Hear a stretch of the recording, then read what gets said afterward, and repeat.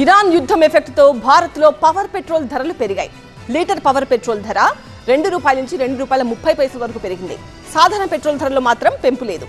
Industrial diesel ధర ఒకేసారి లీటర్కు ₹22 పెరిగింది.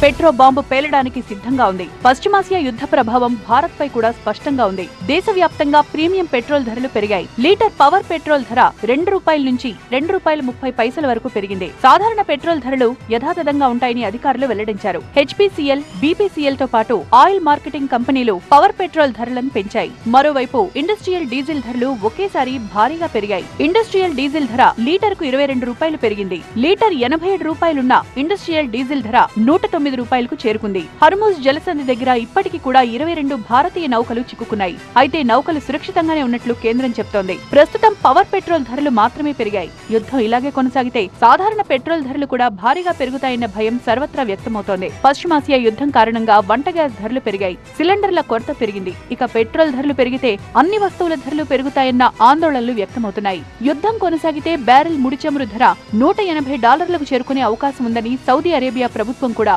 తాజాగా ప్రకటన విడుదల చేసింది. ప్రీమియం పెట్రోల్ ధర పెంపుపై కాంగ్రెస్ స్పందించింది. సంక్షోభం సమయంలో ధరలు పెంచి ప్రజలపై పెనుభారం మోపారని ఆగ్రహం వ్యక్తం చేసింది.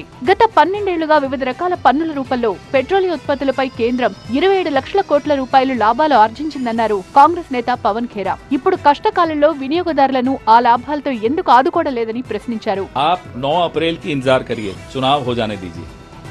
देखिए ये जब भी चुनाव खत्म हो रहे हैं कि ये सारे पेट्रोल और डीजल पे कैसे दाम बढ़ते हैं, और ये बात, ये चेतावनी हम बहुत पहले दे चुके हैं.